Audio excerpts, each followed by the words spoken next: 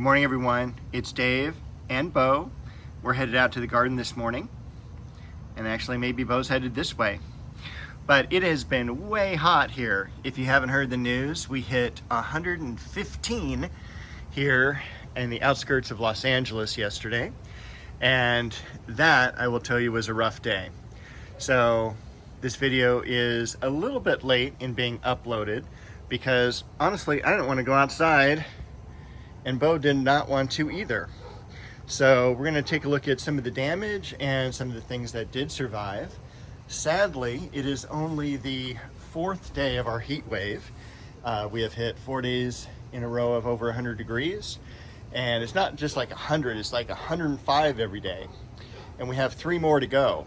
So hopefully we'll get some relief early next week. But in the meantime, the zinnias have done terrific. We've got the Eugenia off there to the left that survived.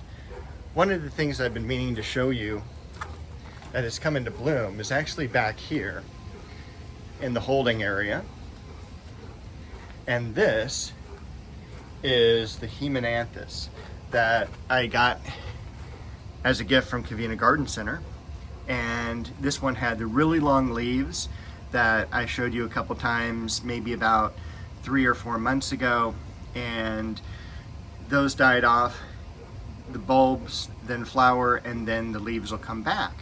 So take a look at that rich, kind of, I guess, almost a rosy pink color. And look at how many stamens are in the rose, or in the Haemanthus, I guess. It's incredible. And so a big thank you to Covina Garden Center again for this lovely plant that is rare and unique. Everything else back here held up pretty good. The styrax maybe did not. Once you get up to that 110 degree level, and we hit 115, there's some things that are going to damage that you're not going to have any control over, no matter what you do. So you just kind of have to hold on and do damage control, and that's all that you can do. You can go out and syringe, which is basically misting down the plants and the area a couple times during the day, but again, that's about it. This is Amaryllis Belladonna. This is they also call it Naked Lady, and I have mentioned this before, where the foliage has been up and no bloom, and then the foliage dies back in, let's say, May or June, and then we have the flowers. So the flowers just basically go right back down into the bulb, which is really kind of cool, and it's really a unique plant. But also, to me, it's one of the harbingers of the change that we get at the end of summer. This is like the last of the summer blooms. It can bloom as early as late August. For me, I found that it's bloomed in my garden in early September, and it's been a real faithful producer of blooms. It does naturalize, and it does like a little bit more of a drier area, but not like bone dry, rock garden dry. So it's been really a great plant for the yard, and Bo even agrees with me. The only thing is that those bulbs there, as well as these bulbs here, came from the bulbs that were over here. And since I don't have any bloom stalks at all, I'm a little concerned that they may have rotted out, which is okay because I have the others and I can always replant. But it did make me a little sad that they did not come up. But that is, unfortunately part of gardening. The impatiens survived, the ferns survived. We still have the burning on the Japanese maple, which is okay because they will lose their leaves pretty soon. Everything else did okay. The Shishigashira, the pomegranate. We do have the natural burning on the Magnolia Elizabeth. One thing that fortunately did come back overnight was the Haemanthus. This is one thing that did wilt even though it was watered. And once again, we have that issue. Plants have this process called transpiration, where they give off water through their leaves into the atmosphere. And there's a time where they're giving off so much water that their roots aren't bringing in enough to support the water that's being given out. And it was in full wilt last night. I hosed it down a couple of times, made sure this area was watered. You can see some of the burning here on the leaves, which is indicative of that issue, and hopefully it won't do horrible for the next couple of days. I am going to cover it or drape it with shade cloth like the clivia underneath here, so we'll keep our fingers crossed. Other than that, I was surprised at how everything else did. Even in the rose garden, there was only about one plant that I think did not survive, but Bo survived. She did really well. She's going to be over there gardening near the old pond area. I was surprised that the dogwood did as well as it did. I did not cover it during the heat wave, and it's now at the point where the sun's angle really doesn't hit it very much at all, because it is shaded by these plants over here.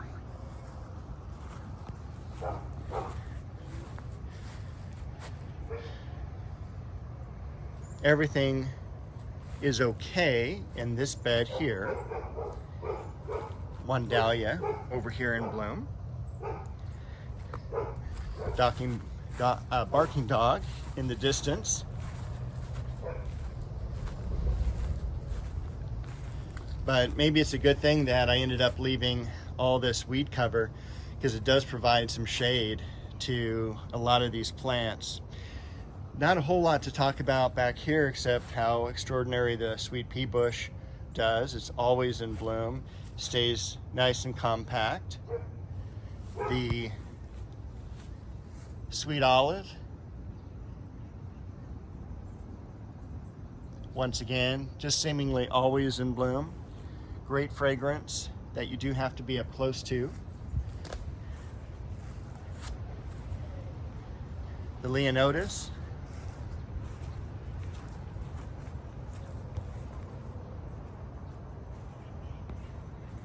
and you can definitely see the scorching here on the cherry tree. And again, it was 115 degrees. It was a rough day yesterday. The threadleaf cypress, I think, got hit pretty bad. It was in rough shape last night. It's looking actually a little bit better than it did, but I am not sure if that's going to make it or not. But we will see. We will see. Hopefully, like I say, by Wednesday, we'll be back into some cooler weather, in the 80s with nights right around 60. And I mean, even last night was right about high 70s, maybe even 80 degrees. And I do love that bloom of the Japanese, the sandback jasmine.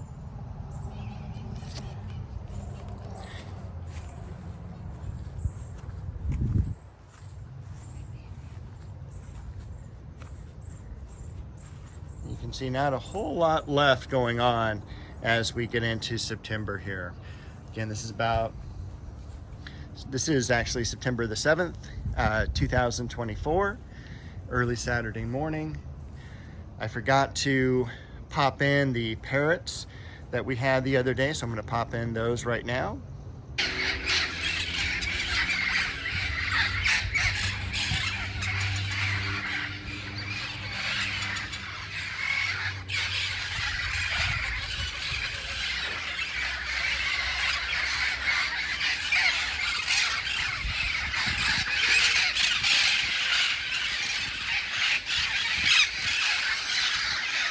And one last thing is we will take a look at some of those peaches that are ripening And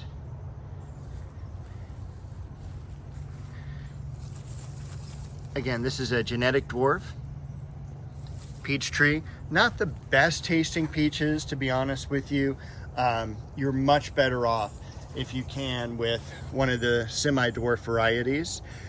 When they made the genetic dwarfs back in the 70s and 80s, you know, this was kind of more of a novelty item where these plants stay compact, they're great for containers, and they do produce, but the quality of the fruit was just never high quality, good tasting, anything like that. And you know, again, you're better off with the semi-dwarf varieties like, you know, Babcock or one of those Saturn peaches even do really, really well. So I have these mostly just for the blooms in the wintertime because I think the blooms are outstanding. They are a early blooming plant in the yard. They're a double bloom. One is pink, one is red, and I like them for their ornamental purposes. And Bo, she also agrees with me. So with that, I'm gonna cut the video a little bit on the short side today, and hopefully you guys are all staying cool, and I'll see you next week with another garden video.